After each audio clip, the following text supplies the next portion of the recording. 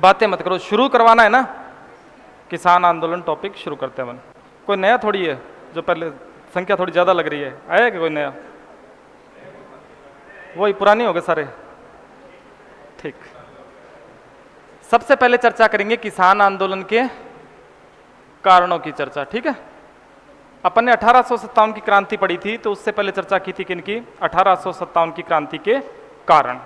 ठीक है, वैसे किसान आंदोलन पढ़ रहे हैं तो उससे पहले शुरुआत करेंगे किसान आंदोलन के कारणों की चर्चा करेंगे। ठीक है, क्या कारण हो सकते हैं?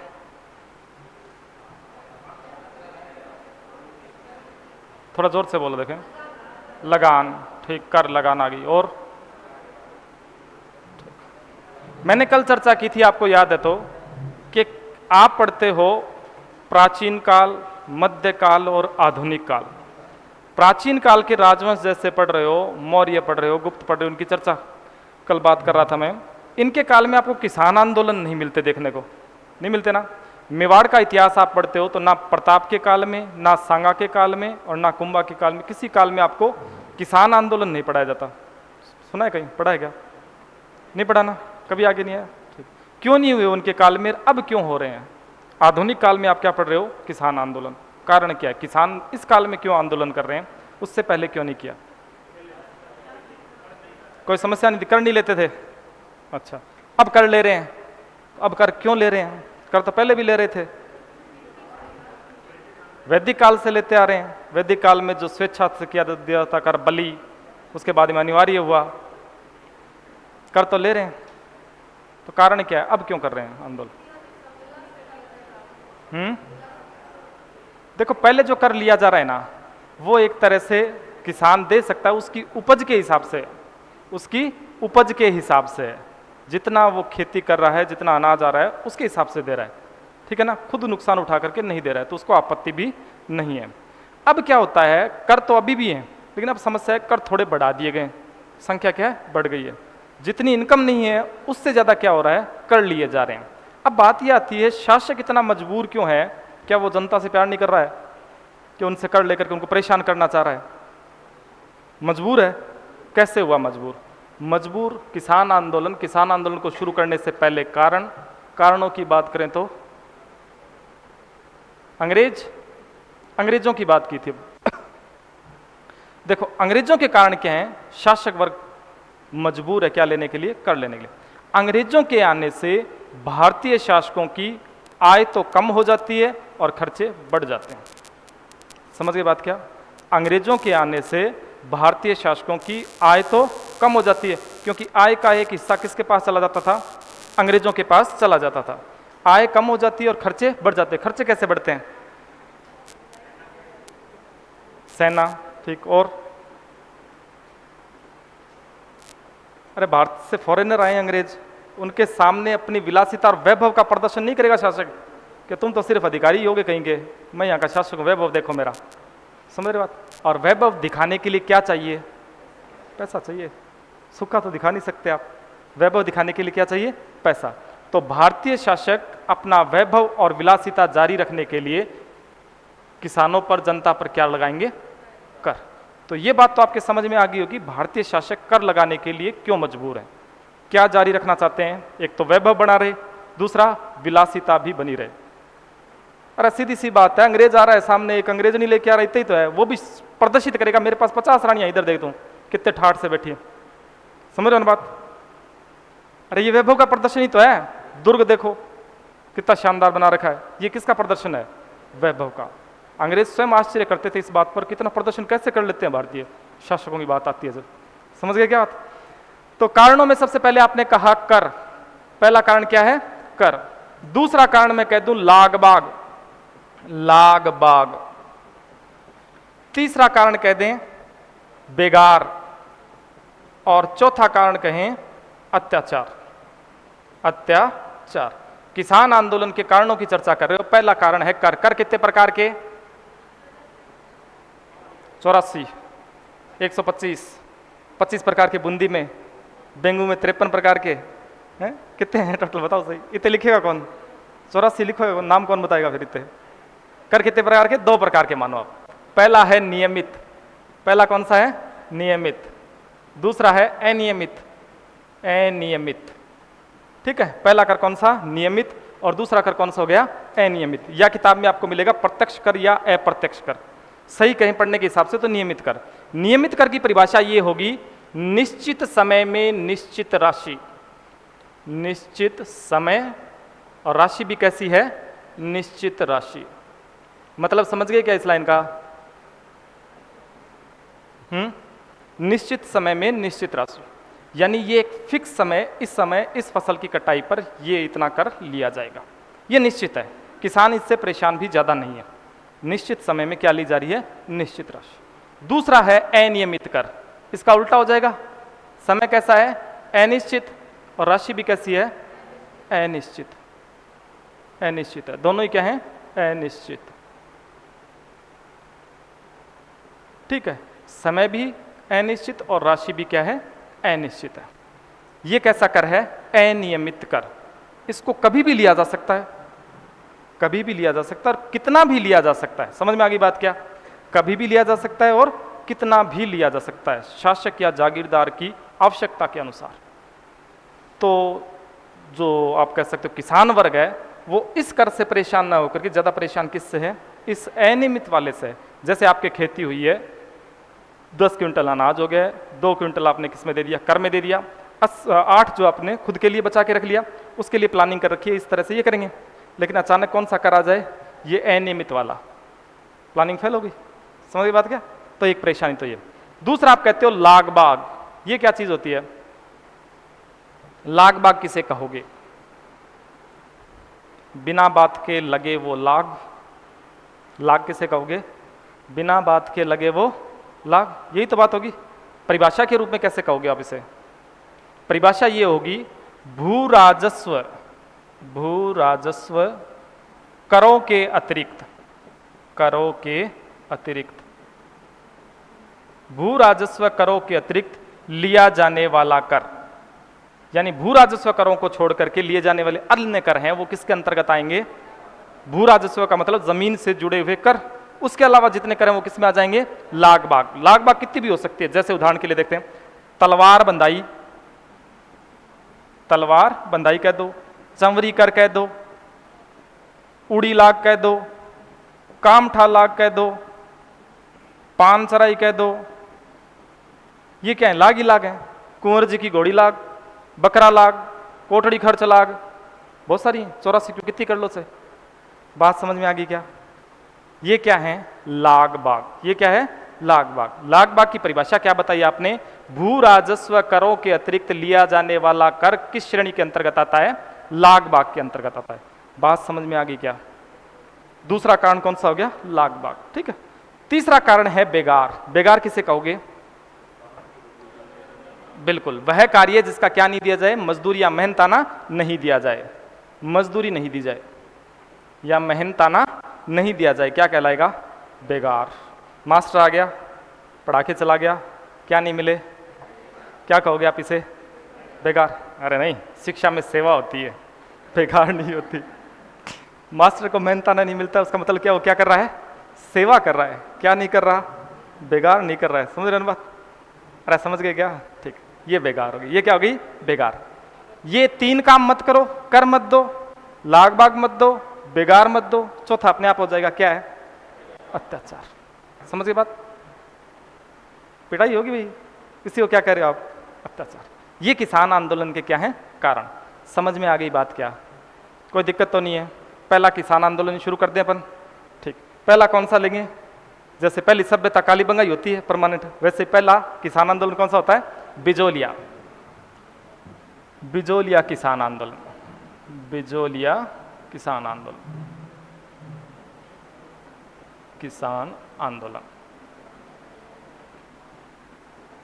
बिजोलिया किसान आंदोलन। पूरी बात करेंगे अपन। बिजोलिया की बात करें तो कहां पे? भीलवाड़ा। क्या?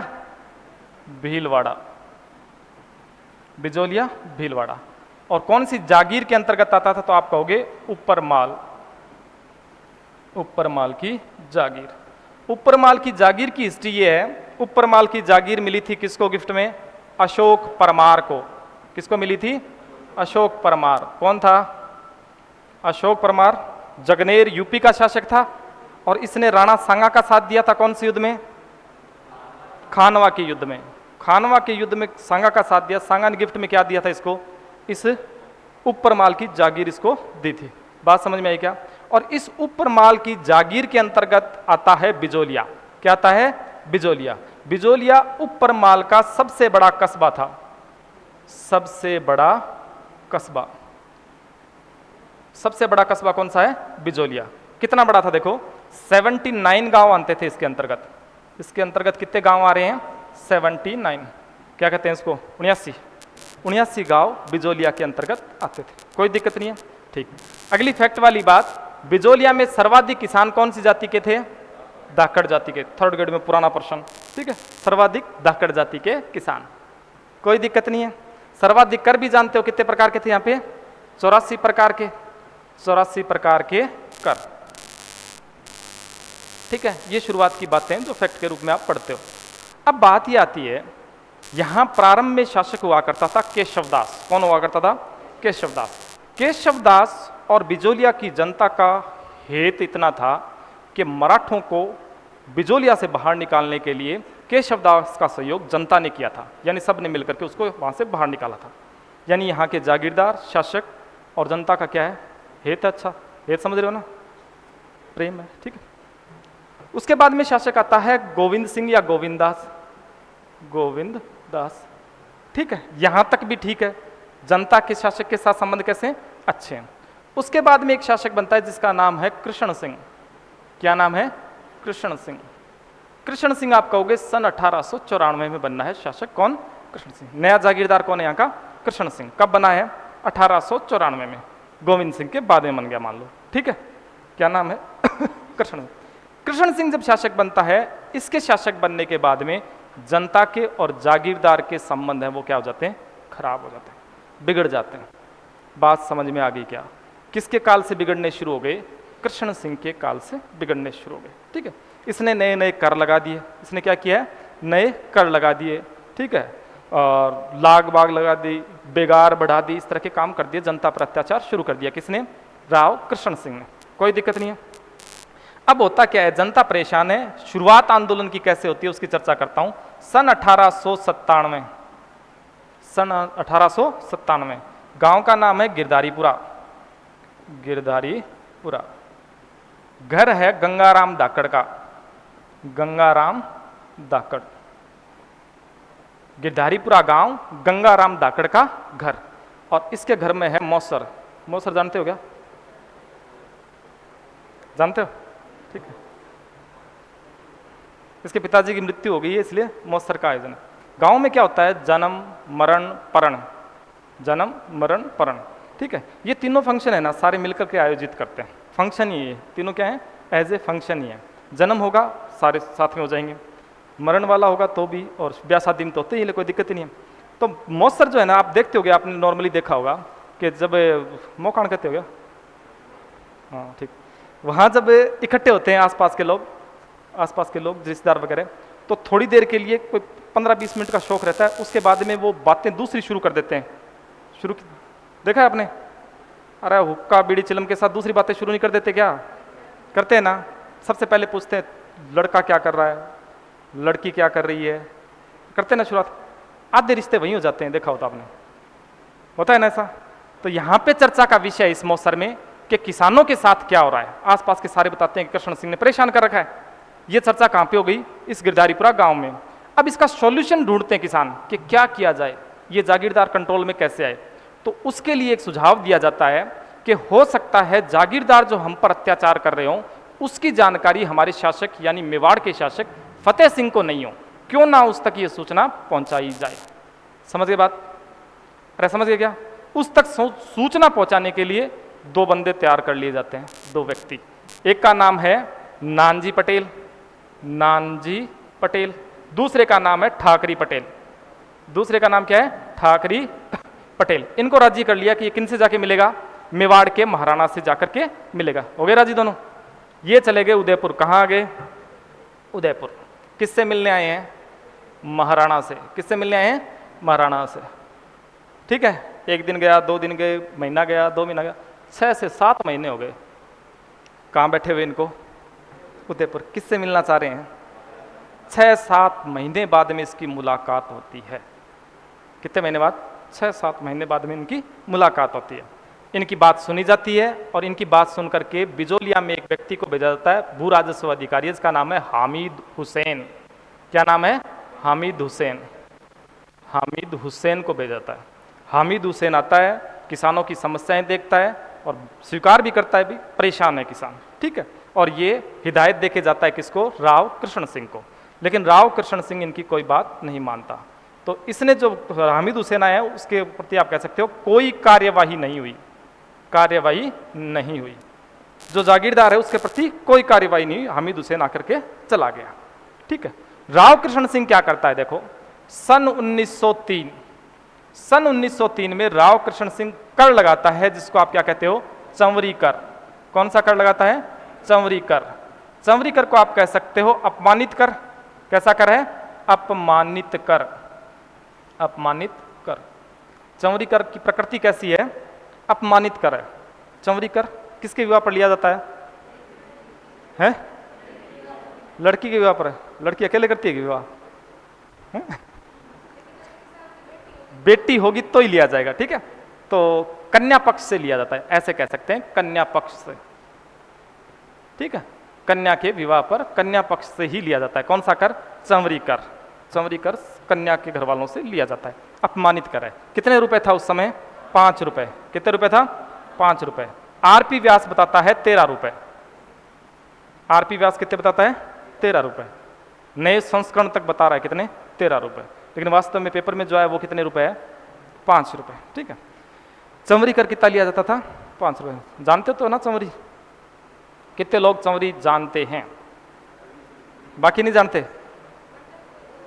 और क्या है? तो वही है, मेरे को तो पूछना था। इनका मानना ये है कि चंवरी देखी नहीं तो जानते भी नहीं है। ऐसे थोड़ी होता है। जो चीज़ नहीं देखी उसके बारे में नहीं जाना, हो सकता है कैसा? दूसरों को जरूर देखा है, ठीक है। तो चंवरी कर क्या था इसके बारे में देखो, देखें। 1903 में लगाया, किसानों ने इसका विरोध किया 1905 तक, यानी कितने साल हो गए? 2 साल तक कन्याओं का क्या नहीं किया? विवाह ही नहीं किया। छोरी ब्याणी छोड़ दी इन्होंने। कितने साल तक? 2 साल। 1905 में ये 200 कन्याएं लेकर के, कितनी कन्याएं? 200 कन्याएं लेकर के इस जागीरदार के सामने जाते हैं। कौन? किसान के साहब देखो ब्याणी लायक होगी सारी, ये कर वगैरह कुछ कम करो या बंद करो इसको, छोरियां तो ब्याह। समझ रहे बात? जागीरदार का जवाब क्या हो सकता है? क्या लगता है आपको? हैं? जागीरदार का खतरनाक जवाब है यहाँ पे। जागीरदार कहता है इन कन्याओं को बेच के दे दे, कर तो देना पड़ेगा। किसान उससे खतरनाक है, ठीक है। किसान क्या करते हैं? ये पलायन कर जाते हैं, पलायन, यहां से छोड़ ही जाते हैं। किसानों ने बिजोलिया ही छोड़ दिया। 1906 की बात करें तो राव कृष्ण सिंह जो खुद है ना, इसकी क्या हो जाती है? मृत्यु हो जाती है। 5 में इसने कहा था और 6 में कह गया। समझे बात? 5 में किसानों को कहा और 6 में किसानों ने कह दिया, ठीक है। 5 यहाँ पे ये पलायन करके कहाँ चले गए थे? ग्वालियर चले गए थे किसान। किसानों को जमीन बांटने से मतलब है बिजोलिया की नहीं तो पास वाले की सही, ठीक है। लेकिन शासक की समस्या ये, जब जनता ही चली जाएगी प्रजा, तो शासन किस पे किया जाएगा? तो इनको बुलाता है वापस, बाकायदा रिक्वेस्ट करके बुलाया जाता है किसानों को, भाई वापस आओ। ऐसे थोड़ी होता है। और जो चंवरी कर है ना, वो कितना कर दिया जाता है? आधा, 1/2, आधा कर दिया जाता है, ठीक है। और जो राजस्व कर था वो आधा था, वो कर दिया जाता है 2/5। पेपर में नहीं आएगा, ठीक है, याद रखने के हिसाब से बता रहा हूँ। चंवरी कर क्या कर दिया जाता है? आधा, और राजस्व कर था वो आधे का भी कर दिया जाता है 2/5। बात समझ में आ गई क्या? इस तरह से बात चलती है किस तक? राव कृष्ण सिंह तक, 1906 तक। 1906 में कृष्ण सिंह तो मर गया है, लेकिन एक और नया जागीरदार आ गया जिसका नाम क्या है? राव पृथ्वी सिंह। राव पृथ्वी सिंह। और राव पृथ्वी सिंह आते ही नया कर भी आ गया 1906 में। कौन सा कर है? तलवार बंधाई कर। तलवार बंधाई कर क्या होता है?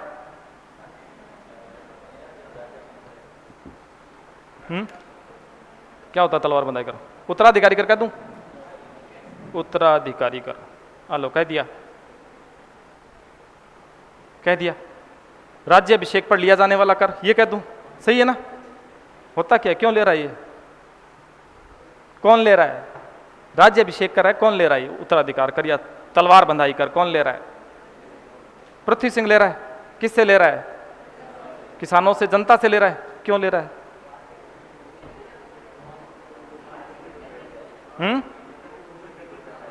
वो खुद गद्दी पे बैठ रहा है तो जनता क्या लेना देना यार, उससे पैसे थोड़ी देगी बैठेगा तो, हैं? देखो सुनो, ये जब गद्दी पे बैठा है नया जागीरदार, तो इसकी रस्म होती है तलवार बंधाई की रस्म। कौन सी रस्म? तलवार बंधाई की रस्म। इसके कमर पर तलवार बांधेगा मेवाड़ का शासक, या उसका कोई प्रतिनिधि आकर के इसके कमर पे क्या बांधेगा? तलवार बांधेगा। तो वो सूखी तलवार नहीं बांध के जाएगा, समझ रहे बात क्या? अरे सूखी तलवार नहीं बांध के जाएगा, क्या लेके जाएगा? खर्चा पानी लेके जाएगा। तो खर्चा पानी पृथ्वी सिंह अपनी जेब से छोड़ देगा, एक बार दे देगा, उसके लिए क्या लगाएगा? कर लगाएगा। कौन सा? तलवार बंधाई कर। ये किससे लेगा? जनता से। बात समझ में आ गई क्या? तो 1930 चमरी कर, 1906 तलवार बंधाई कर। ठीक, नेक्स्ट बात देखो, देखें नेक्स्ट, बिजोलिया आंदोलन से जुड़े हुए नेता या नेतृत्वकर्ता बता सकता है कोई? प्रारंभ में कौन है? साधु सीताराम दास। साधु सीताराम दास, ठीक है। और पंडित ब्रह्मदेव या ब्रह्मदत्त दादीच है। और फतेह करण चारण। और ये तो प्रारंभिक नेतृत्वकर्ता हो गए। ये क्या हो गए? प्रारंभिक नेतृत्वकर्ता, ठीक है। उसके बाद में कई राष्ट्रीय स्तर के नेता भी इससे जुड़ेंगे। तो एक साथ सारे लिख दूं या बाद में बात करूं? लिख दूं एक बार के लिए, तो सारे एक जगह हो जाए, याद तो रहे कम से कम। तो प्रारंभिक तो कौन हो गए? साधु सीताराम दास, पंडित ब्रह्मदेव और फतेह करण चारण। ये स्थानीय नेता भी हैं। कैसे नेता हैं? स्थानीय भी हैं। इसके बाद में जुड़ने वालों में आप कहोगे विजय सिंह पथिक, विजय सिंह पथिक, और माणिक्यलाल वर्मा, माणिक्यलाल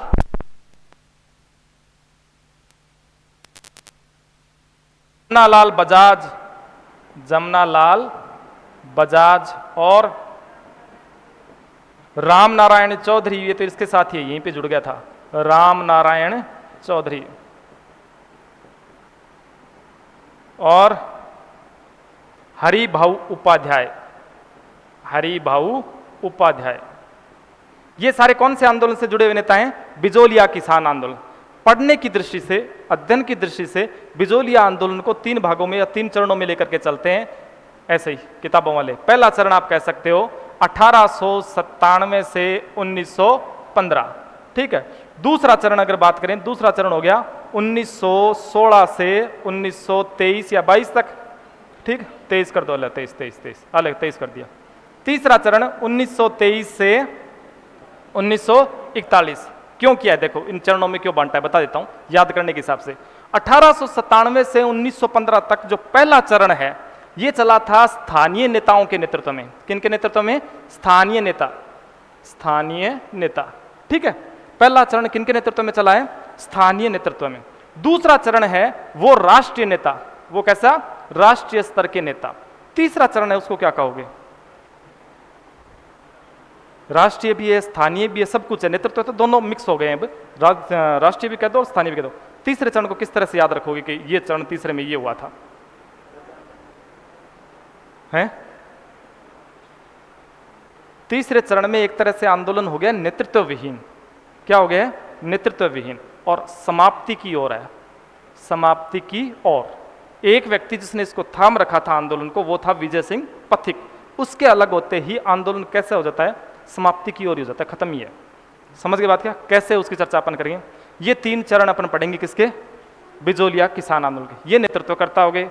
इससे पहले अपन ने बात की है 1906 तक। कहां तक की है? 1906 तक। नया जागीरदार बन गया है, कौन है? पृथ्वी सिंह। और पृथ्वी सिंह कर रहा है अत्याचार। पृथ्वी सिंह क्या कर रहा है? अत्याचार। इसका अत्याचार करने का भी कारण है, ये इस कृष्ण सिंह का है ना, गोद लिया हुआ पुत्र था, बाहर से आया हुआ था, वहां का था ही नहीं। तो इसकी जनता के प्रति कोई सहानुभूति नहीं, कोई अपना लेना देना ही नहीं है। समझ रहे हो ना बात? इसलिए क्या कर रहा है? जनता पर अत्याचार कर रहा है। कौन? पृथ्वी सिंह। कब तक की बात कर ली अपन ने? 1906 तक की। स्थानीय नेता कौन है? साधु सीताराम दास, ब्रह्मदेव और फतेह करण चारण। कोई दिक्कत नहीं है, स्लो मोशन में आराम से क्या चल रहा है? आंदोलन चल रहा है। कोई दिक्कत आई किसी को यहां तक? अरे आई क्या? आंदोलन में भी कोई समस्या नहीं है, ठीक है। साधु सीताराम दास जैसा चला सकता है आंदोलन, वैसा चला रहा है, कोई दिक्कत नहीं है, ठीक। आगे देखो 1914, 1914 में ये पृथ्वी सिंह है ना, पृथ्वी सिंह, इसकी हो जाती है मृत्यु। क्या हो गई? मृत्यु। 1914 में किसकी मृत्यु हो गई है? पृथ्वी सिंह की। पृथ्वी सिंह के बाद में नया शासक बनता है राव केसरी सिंह। कौन बनता है? राव केसरी सिंह। ये है छोटा बालक। ये क्या है? छोटा बालक, अल्पवयस्क कहते हो आप, जिसे छोटा है। इसलिए बिजोलिया का जो शासन है वो किसको दे दिया जाएगा? मुनसरमात में चला जाएगा। मुनसरमात, कोर्ट ऑफ वार्ड, मुनसरमात में चला जाएगा। कोर्ट ऑफ वार्ड क्या होता है? मुनसरमात। खालसा क्या होता है? खालसा वो भूमि जिसका मतलब किसके नियंत्रण में होती थी? केंद्र सरकार की। उसको आप क्या कहते हो? खालसा। अरे यही तो कहते हो। राजस्थान में दो तरह की भूमियां थी उस समय, एक जागीरदारी, जागीरदारों के अंडर में, दूसरी खालसा जो केंद्र सरकार के अंडर में होती थी। यही तो था। मुनसरमात में देना किसको कहोगे आप? मुनसरमात का मतलब ये है मेवाड़ का शासक है, उसके अंडर में क्या है? जागीरदार हैं। जागीरदार है तो जागीरदार के अंडर में है। अब जागीरदार क्या है? अल्पवयस्क है, नाम के लिए बना जरूर दिया लेकिन शासन नहीं चला सकता, इसलिए मुनसरमात में देने का मतलब है ये किसके पास आ गई है? महाराजा के खुद के पास। और महाराजा यहां भेजेगा अपना प्रशासक। क्या भेजेगा? प्रशासक।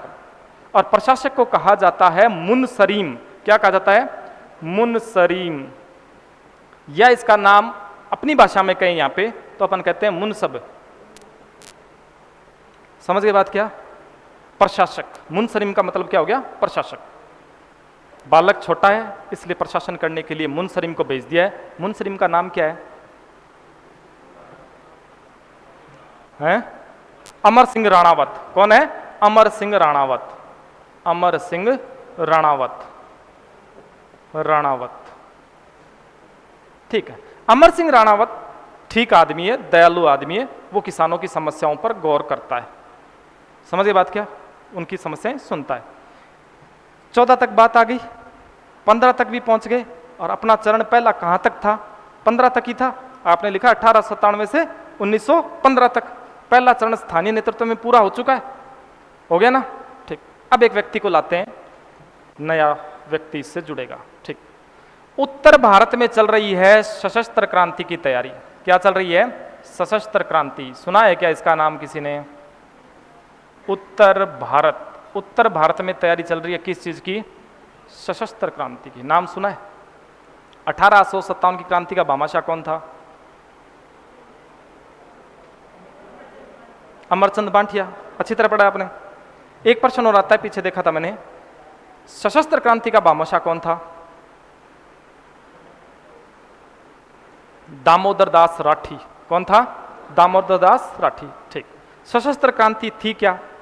कुछ एक युवा ऐसे थे जिनका यह मानना था कि भारत को आजाद, या भारत में से अंग्रेज जो निकाल रहे हैं, भारत को आजाद शस्त्र के दम पर ही किया जा सकता है।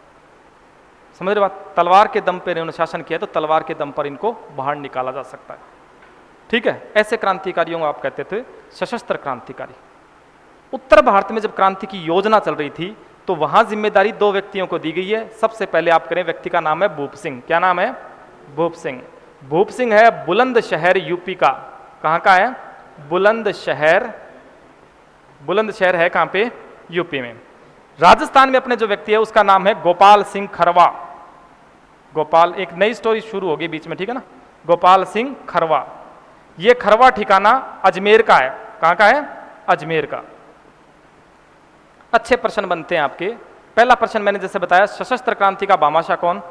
दामोदर दास राठी। ठीक। दूसरा प्रश्न ये बनता है, राजस्थान में सशस्त्र क्रांति का प्रणेता कौन था? तो किसका नाम लोगे? कौन था?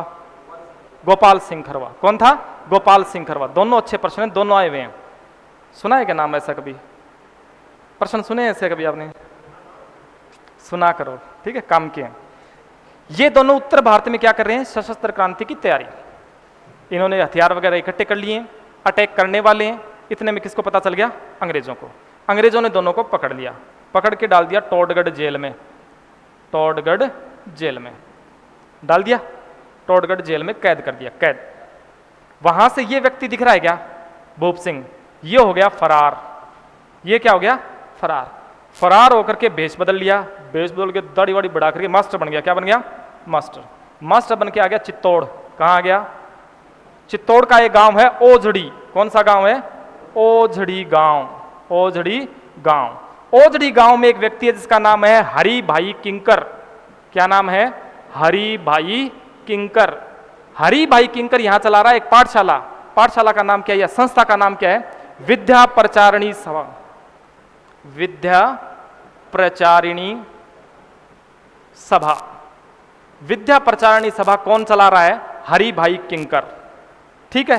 विद्या प्रचारिणी सभा के अंतर्गत एक पाठशाला चला करती थी, एक पुस्तकालय हुआ करता था और एक क्या होती थी? अखाड़ा भी हुआ करता था। तो विद्या प्रचारिणी सभा जो पाठशाला है वो कौन चला रहा है? हरि भाई किंकर।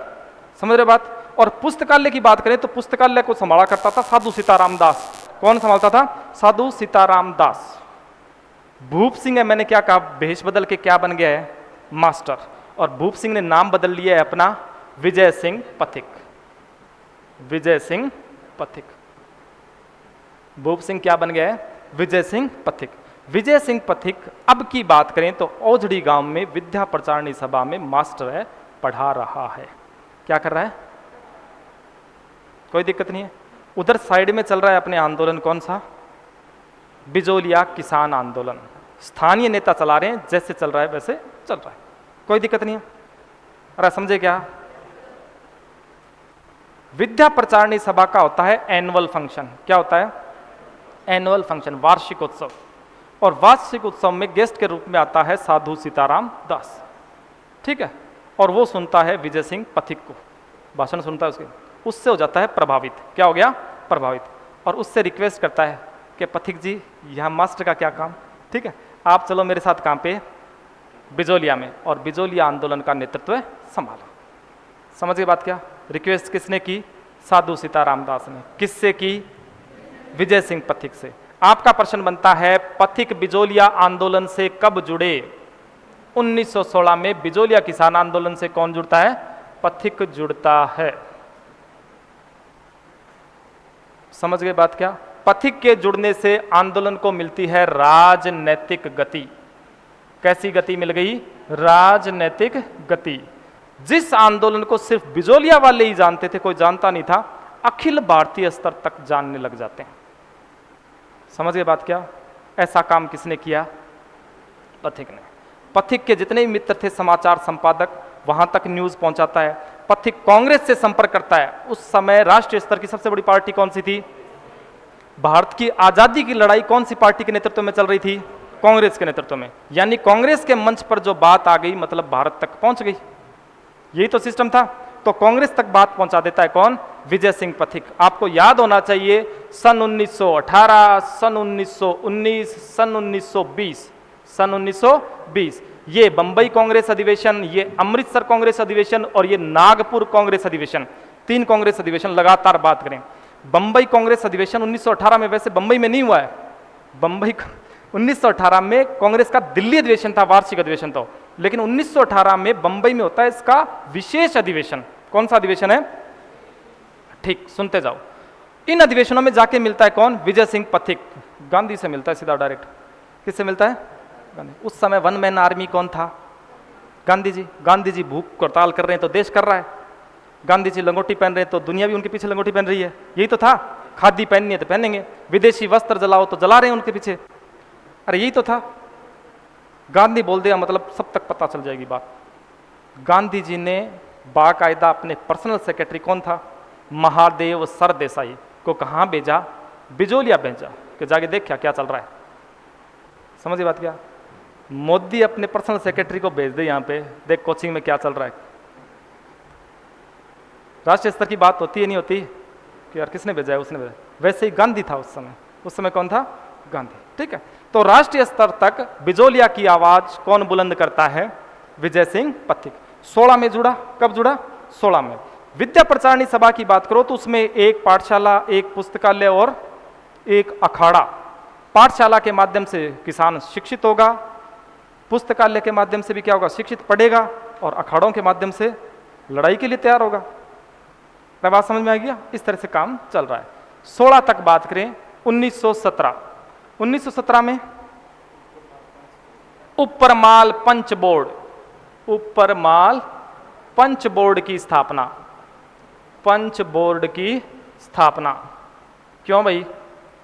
पहली बात तो ये ऊपरमाल पंच बोर्ड की स्थापना क्यों की गई थी? इससे पहले तो साधु सीताराम दास ने बना रखी थी किसान पंच बोर्ड, इसकी स्थापना क्यों की गई? क्या थी ये ऊपरमाल पंच बोर्ड, क्यों बनाई गई थी? शासक या जागीरदार या जो आपकी सत्ता है उसकी जरूरत क्यों पड़ती है?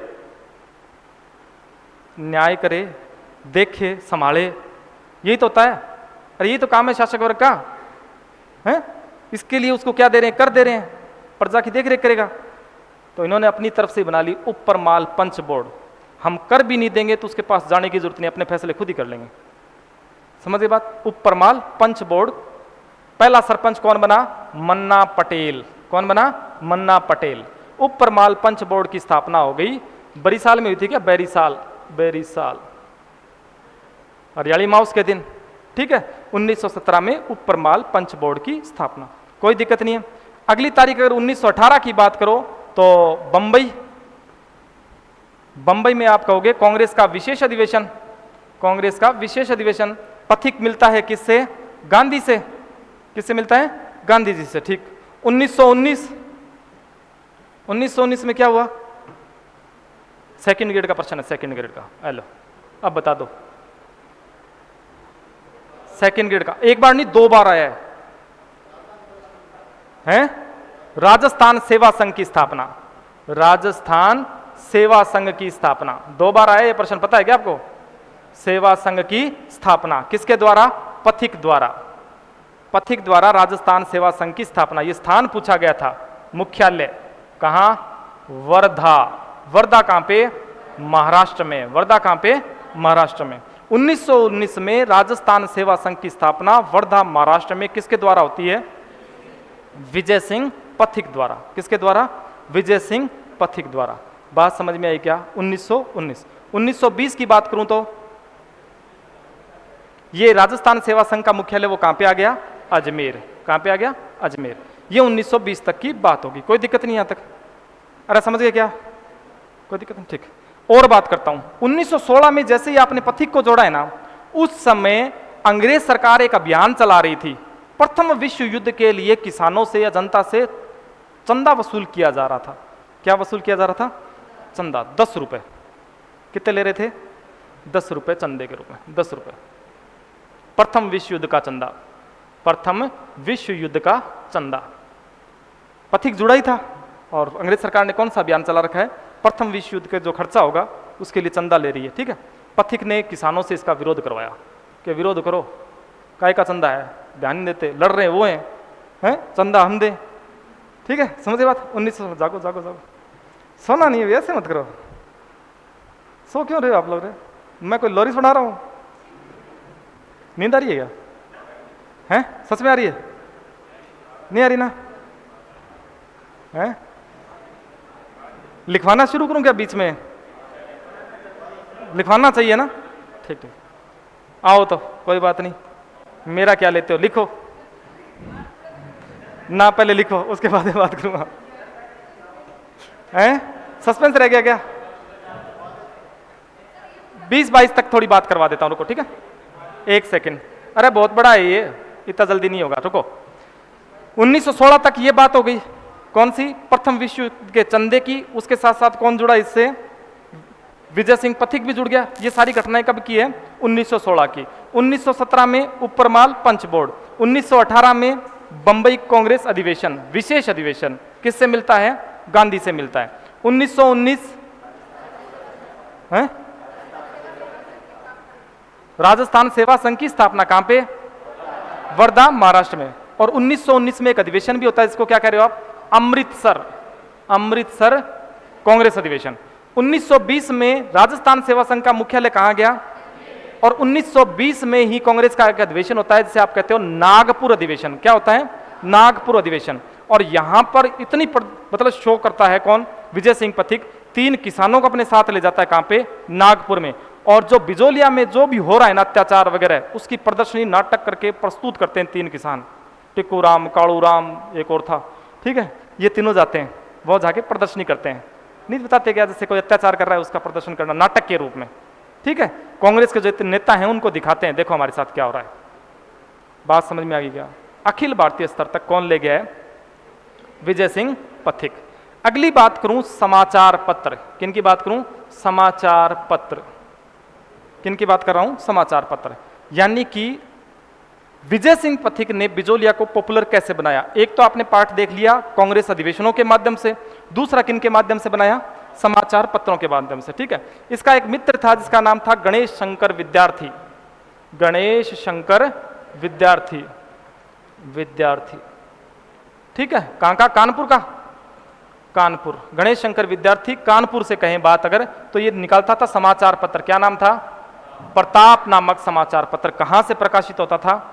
कानपुर से। उसमें रोज न्यूज, मतलब आप कह रहे हो, छपवाता था। किसके बारे में? बिजोलिया के बारे में, कि भाई अपने वाली न्यूज छापना देखें। ठीक है, फलाने फलाने नेताजी को माला पहनाई, जो भी न्यूज हो। प्रताप नामक समाचार पत्र। इसके अलावा प्रयाग से अभ्युदय, अभ्युदय। इसके अलावा पुना से मराठा, मराठा किसका? तिलक का हुआ करता था। ठीक है, इन समाचार पत्रों में किसके बारे में छपता है? बिजोलिया किसान आंदोलन के बारे में छपता है। अब 23 तक सिर्फ बिजोलिया ही बिजोलिया है। समझ में आ गई बात क्या? अरे आगे बात। 1919 में एक घटना और है, बताओ देखें। जब गांधी है, गांधी मेवाड़ के महाराणा तक बात पहुंच जाती है गांधी के माध्यम से। ठीक है, तो मेवाड़ का महाराणा भी एक्शन लेगा। क्या एक्शन लिया उसने? 1919 में क्या एक्शन लिया? पेपर में आया हुआ एक एक्शन तो लिया था उसने, हामिद हुसैन को भेजा था शुरुआत में, याद आ रहा है क्या? उसके बाद में 1919 में वो घटना और बताओ देखें। बिंदुलाल भट्टाचार्य जांच आयोग। 1919 में किसको भेजा है? बिंदुलाल भट्टाचार्य, बिंदुलाल भट्टाचार्य, भट्टाचार्य जांच आयोग। ये पेपर में कई बार आया है। जांच आयोग, बिंदुलाल भट्टाचार्य के नेतृत्व में 3 सदस्यीय जांच आयोग भेजता है। कौन? मेवाड़ का महाराणा। एक तो बिंदुलाल था, दूसरे का नाम अमर सिंह था, अमर सिंह। तीसरे का नाम अफजल था, अफजल अली, अफजल अली। ये 3 सदस्य थे। 1919 में भेजा किसने? मेवाड़ के महाराणा ने। बात समझ में आ गई? जनता को संतुष्ट करने के लिए देख जांच के लिए भेजा है। हुआ कुछ नहीं था, हुआ कुछ नहीं था। 1919 तक ये बात। 1920, 1921 में आएंगे। 1921 में दोबारा एक 3 सदस्यों का जांच दल आएगा, जो आपके कांस्टेबल की परीक्षा में आया था और एक बार एलडीसी में आया था शायद। प्रश्न, बाकायदा प्रश्न पूछे गए थे कि दूसरा जांच आयोग है, उसमें निम्न में से कौन सा सदस्य था, कौन सा नहीं था। ठीक है, यहीं तक बात करूंगा। एक बार आप पहले लिख लो, लिखो किसान आंदोलन, हेडिंग डालो किसान आंदोलन। किसान आंदोलन लिख लिया? किसान आंदोलन के कारण लिखने से पहले 2 लाइन शुरू करना। किसान आंदोलन हेडिंग डाल के फिर लिखो अंग्रेजों के आने से, अंग्रेजों के आने से, अंग्रेजों के आने से भारतीय शासकों की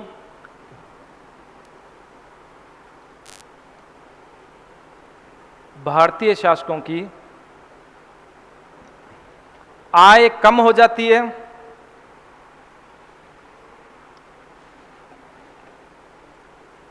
आय कम हो जाती है और खर्चे बढ़ जाते हैं, और खर्चे बढ़ जाते हैं, खर्चे बढ़ जाते हैं। शासक अपनी विलासिता और वैभव, शासक अपनी विलासिता और वैभव जारी रखने के लिए, विलासिता और वैभव जारी रखने के लिए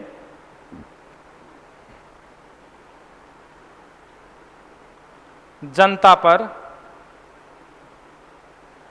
कर लगाते हैं। वैभव और विलासिता जारी रखने के लिए जनता पर कर लगाते हैं। ठीक है, नेक्स्ट लिखो किसान आंदोलन के कारण। कारण में पहला है कर। किसान आंदोलन के कारण, कारण में पहला लिखना कर। कर, कर के आगे डैश करके लिख देना दो प्रकार के कर हैं, दो प्रकार के, नियमित कर और अनियमित कर। नियमित कर और अनियमित कर। ठीक है, किसी की याद नहीं रहे तो नियमित के आगे लिख देना निश्चित समय में निश्चित राशि। निश्चित समय में निश्चित राशि याद रह जाता है तो कोई दिक्कत ही नहीं है। निश्चित समय में निश्चित राशि। अनियमित इसका उल्टा हो जाएगा, अनिश्चित समय में अनिश्चित राशि। अनिश्चित समय में अनिश्चित राशि। ठीक है, नेक्स्ट लिखो लाग बाग। दूसरा है लाग बाग। लाग बाग, इसमें लिखो डैश करके, भू राजस्व करों के अतिरिक्त, भू राजस्व करों के अतिरिक्त, भू राजस्व करों के अतिरिक्त लिए जाने वाले कर, भू राजस्व करों के अतिरिक्त लिए जाने वाले कर लाग बाग की श्रेणी में आते थे। लाग बाग की श्रेणी में आते थे। भू राजस्व करों के अतिरिक्त लिए जाने वाले कर लाग बाग की श्रेणी में आते थे। जैसे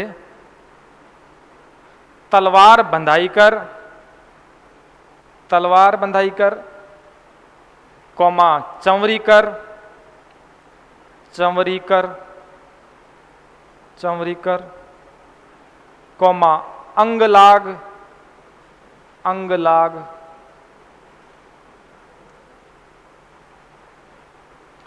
कौमा कामठा लाग, कामठा लाग, कामठा लाग। क्या थी कामठा लाग?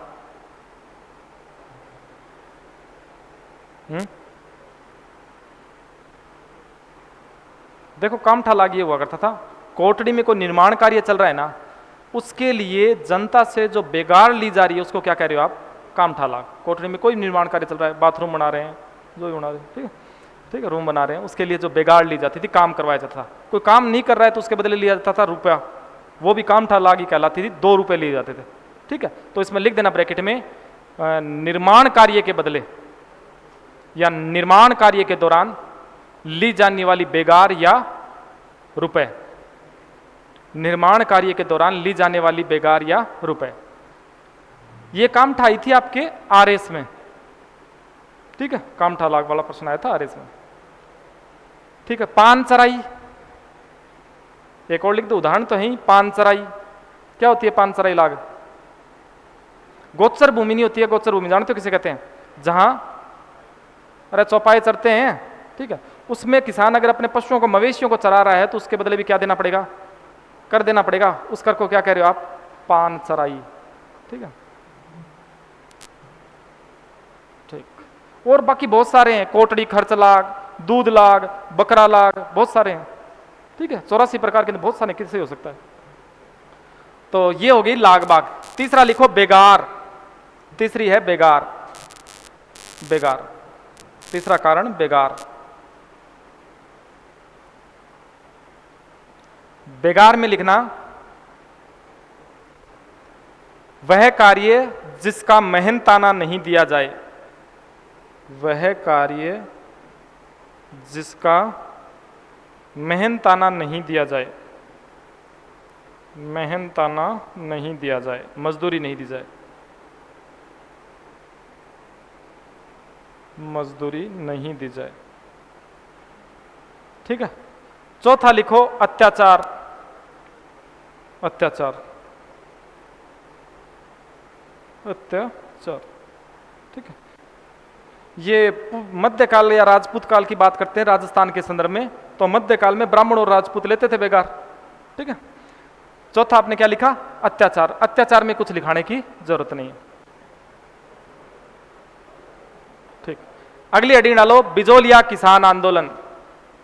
लिखते जाओ, नींद नहीं आएगी।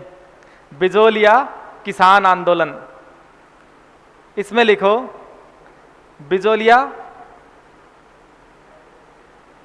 बिजोलिया लिखना भीलवाड़ा में, भीलवाड़ा।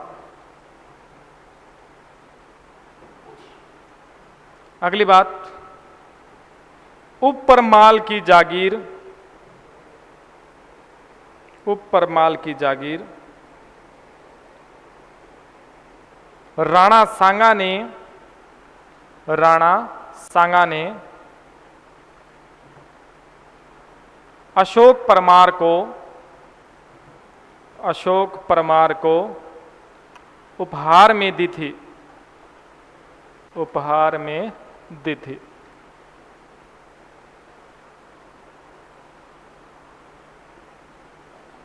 बिजोलिया उपरमाल का, बिजोलिया उपरमाल का सबसे बड़ा कस्बा था, सबसे बड़ा कस्बा था,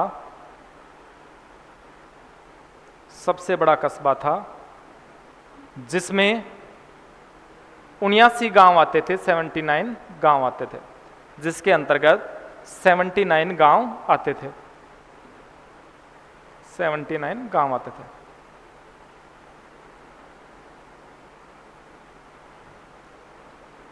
ठीक है, 79 गांव आते थे। अगली बात, यहां सर्वाधिक किसान धाकड़ जाति के थे, यहां सर्वाधिक किसान धाकड़ जाति के थे, धाकड़ जाति, और सर्वाधिक कर 84 प्रकार के कर थे, यहां 84 प्रकार के कर, 84 प्रकार के कर। कर की बात आ गई इसलिए एक बात और लिख लेना,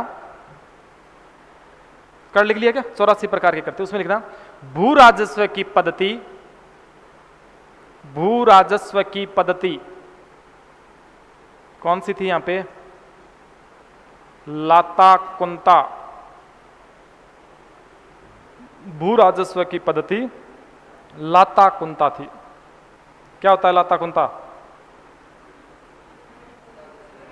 भू राजस्व निर्धारण की पद्धति, ये तो लिखा ही दिया, यानी कि भू राजस्व का निर्धारण करना है, उसकी एक कह सकते हैं पद्धति, टेक्निक। ठीक है, कैसे कैसे होता है, क्या होता है इसमें, कूंतना तो अपन जानते हैं, खड़ी फसल का आंकलन करना कि ये 5 बीघा में कम से कम हो जाएगा तो 30 मण अनाज हो जाएगा। ठीक है, हो जाता है क्या, जो आपने आंकलन कर लिया पहले से, जो आंकलन किया उतना अनाज हो जाता है क्या है किसानों के, नहीं होता ना।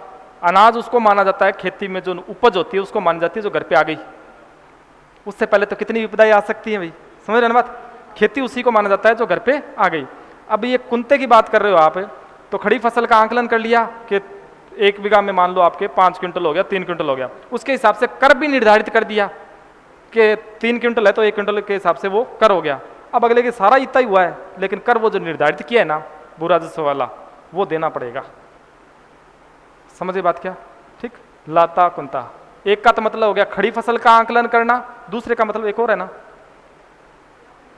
ये कट के आ जाए तो अनाज की डेयरी से आंकलन करना, दोनों में ढंग से आंकलन नहीं हो पाता है, समझ रहे ना बात, ठीक। तो लाता कुंता आपने लिखा, बिजोलिया में भू राजस्व निर्धारण की पद्धति थी। ठीक है, अरे लिख लिया क्या, ठीक। अगली बात लिखो, अगली बात, सन 1897, सन 1897, सन 1897 बिजोलिया आंदोलन की शुरुआत होती है, बिजोलिया आंदोलन की शुरुआत होती है।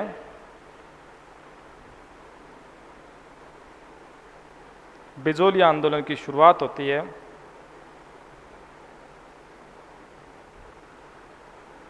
शुरुआत होती है, ठीक है। नानजी पटेल और ठाकरी पटेल, नानजी पटेल और ठाकरी पटेल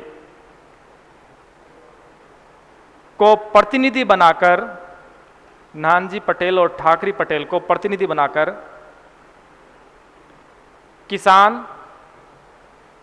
किसान मेवाड़ के महाराणा के पास भेजते हैं, किसान मेवाड़ के महाराणा के पास भेजते हैं। किस किस को, नानजी पटेल को और ठाकरी पटेल को भेजते हैं, ठीक है। महाराणा बिजोलिया में, महाराणा बिजोलिया में, बिजोलिया में भू राजस्व अधिकारी, भू राजस्व अधिकारी क्या नाम है, हामिद हुसैन को भेजता है। भू राजस्व अधिकारी हामिद हुसैन को भेजता है, हामिद हुसैन को भेजता है। लिख लिया। लेकिन राव कृष्ण सिंह के विरुद्ध कोई कार्यवाही नहीं होती, राव कृष्ण सिंह के विरुद्ध कोई कार्यवाही नहीं होती।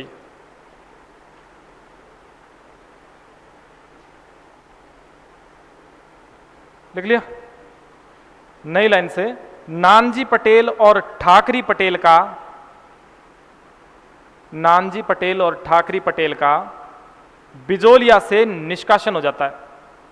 नानजी पटेल और ठाकरी पटेल का बिजोलिया से निष्कासन हो जाता है,